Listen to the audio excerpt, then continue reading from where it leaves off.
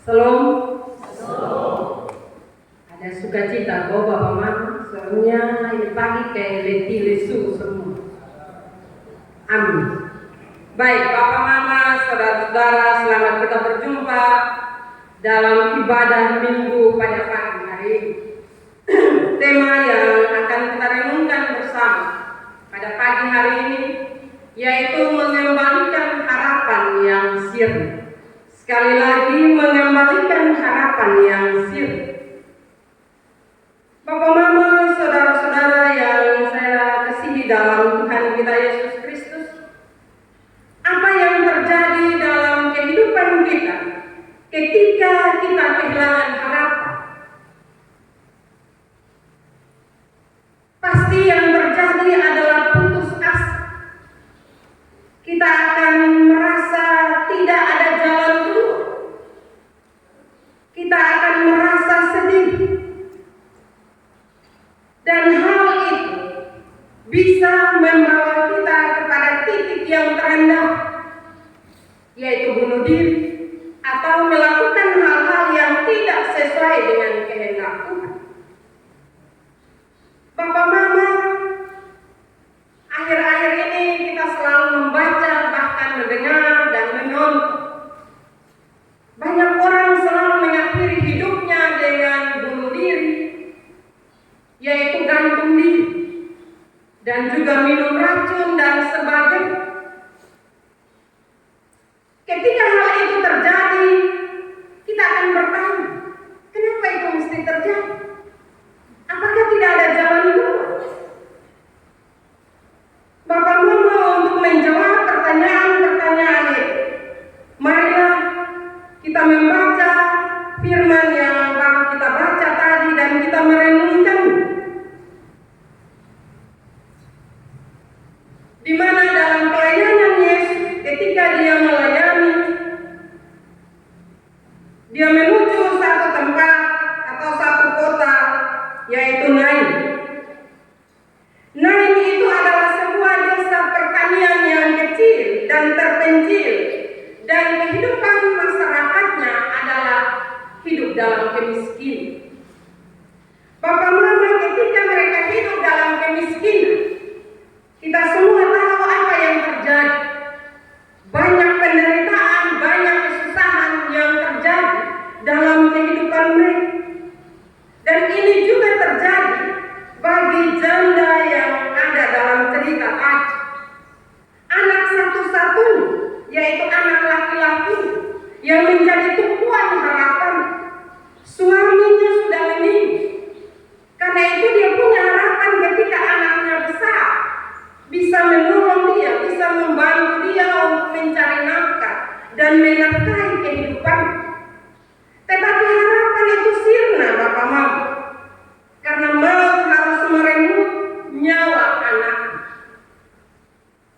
Dalam kondisi yang demikian, Bapak Mama, kita dapat merasa mungkin kita tidak ada di sana. Tapi seandainya cerita itu terjadi dalam kehidupan kita, apa yang kita rasakan?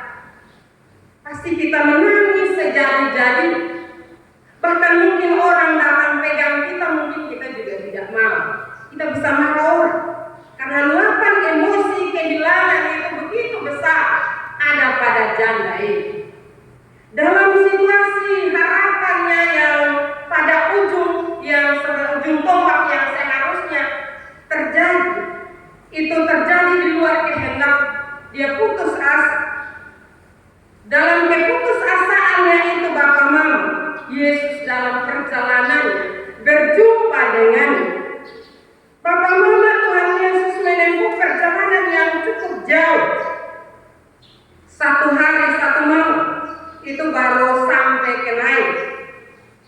Dan dalam perjalanan itu, Bapak Mama, Tuhan Yesus berjumpa dengan sejumlah besar orang yang mengiring peti jenazah, yaitu anak laki-laki satu-satunya dari ibu janda ini yang meninggal. Bapak Mama, saudara-saudara yang saya kasihi dalam Tuhan, dalam rasa tertekan, dalam rasa kehilangan yang besar itu, bahkan Yesus berjumpa dengannya, dan ketika Yesus berjumpa dengannya, tergeraklah hati Yesus oleh belas kasihan. Bapak Mama, Yesus tergerak hatinya karena saya dapat membayangkan bahwa pasti Tuhan Yesus langsung mengenal ibu ini, karena dia tampilannya lain daripada lain. Pasti dia meraung, dia menangis, dia berteriak, mengiring anaknya yang akan dikubur. Dan melihat situasi itu, Bapak Mama, Yesus mendekati pengusung jenazah dan meletakkan tangannya kepada peti itu, dan dia menyatakan kepada anak itu, Bapak Mama, sebagaimana yang kita baca dalam kebenaran firman Tuhan, hai anak muda, aku berkata kepadamu, bangkitlah. Bapak Ibu, saudara-saudara yang saya kasihi dalam Tuhan kita Yesus Kristus, perhatian ini tidak saja menghentikan derai air mata, tetapi juga membangkitkan harapan ibu ini bagi masa depan anak. Ketika Yesus menjamah keranda jenazah dan berkata, hai anak muda, aku berkata kepadamu, bangkit. Bapak Mama, Yesus mengakhiri keputusasaan dari sang ibu ini. Mujizat terjadi karena Kristus berkuasa. Kita bisa membayangkan bagaimana perasaan ibu janda ini. Satu sisi dia bahagia, tetapi di sisi yang lain juga dia rasa takut, dia sangat takut, sebagaimana yang dikatakan dalam pembacaan Alkitab ayat yang ke-16. Semua orang itu ketakutan dan mereka memuliakan Allah sambil berkata, seorang lebih besar telah muncul di tengah-tengah kita dan Allah telah melawat umat-Nya. Bapak Ibu, saudara-saudara yang saya kasihi dalam Tuhan kita Yesus Kristus, luapan kesenangan itu juga disertai dengan rasa takut, karena mereka baru melihat peristiwa itu. Ibu yang seharusnya putus asa, dia dikuatkan kembali, dan dia mendapatkan kembali harapannya bagi anaknya yang bangkit. Bapak Mama, saudara-saudara yang saya kasihi dalam Tuhan kita Yesus Kristus, dalam menjalani kehidupan kita saat ini, tentu kita juga mengalami banyak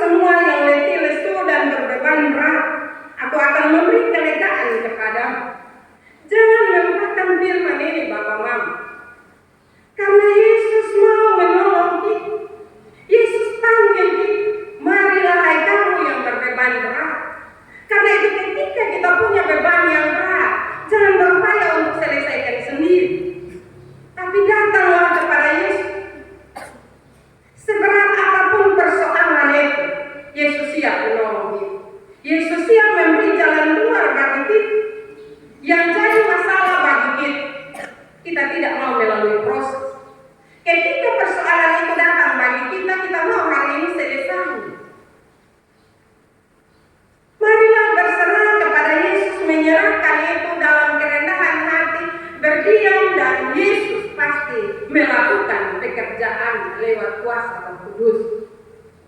Karena itu Bapak, Mama, saudara-saudara, jangan cepat putus asa.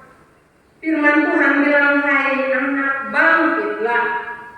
Demikian juga dalam kehidupan hidup, dalam menempuh berbagai persoalan hidup, bangkit. Jangan putus asa, jangan tetap tinggal dalam persoalan kehidupan hidup. Hal yang berikut, Yesus sanggup mengembalikan harapan yang hidup. Karena itu terbukalah pada Yesus dan sampaikanlah semua masalah hidupmu padanya. Kadang kita tidak terbuka. Kita tidak menyampaikan keluh kesah kita tidak menyampaikan masalah hidup kita kepadanya. Kita tertutup dan akhirnya tidak ada jalan keluar. Ketika ada persoalan, berceritalah dengan Tuhan Yesus dalam setiap doa dan pergumulan hidup kita. Tanpa kita sadari, Roh Kudus akan bekerja dan menolong kita untuk melewati berbagai pergumulan hidup. Ketika ada masalah, jangan saling menyalahkan satu dengan yang lain, tetapi tunduk di hadirat Tuhan. Ceritakan persoalan itu. Kadang Bapak Mama dalam menjalani hidup, kita lebih senang bercerita kepada orang masalah kita daripada bercerita kepada Tuhan. Karena itu dengan mendengar kebenaran firman Tuhan ini, ceritakanlah semua masalah hidupmu bagi Tuhan. Keluar dari persoalan yang menekan kehidupan kita. Jangan membiarkan diri ditekan oleh masalah, tetapi keluarlah dari tekanan itu dengan membawa semua pergumulan itu kepada Yesus. Bapak, Mama, saudara-saudara, hari ini kita merayakan Hari Kartini 21 April. Kita tahu moto Kartini, dari gelap terbit terang. Karena itu Bapak, Mama, tinggalkan hal-hal yang masih menekan hidup kita, yang masih ada dalam kegelapan dan keluar. Terang hidup itu sudah ada. Yesus sebagai terang kehidupan kita. Pandanglah terang kehidupan itu, maka hidup kita tidak ada dalam kegelapan, tetapi hidup kita senantiasa dituntun dalam terang kebenaran firman Tuhan.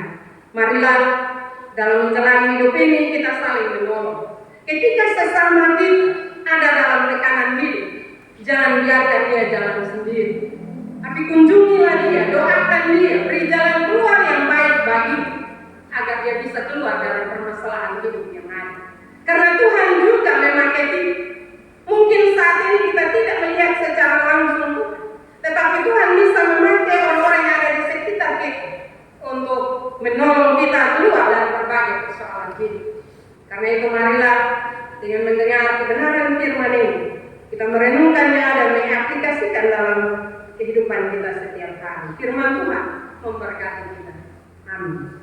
Kesempatan kami berikan kepada kaum bapa untuk menaikkan pujiannya bagi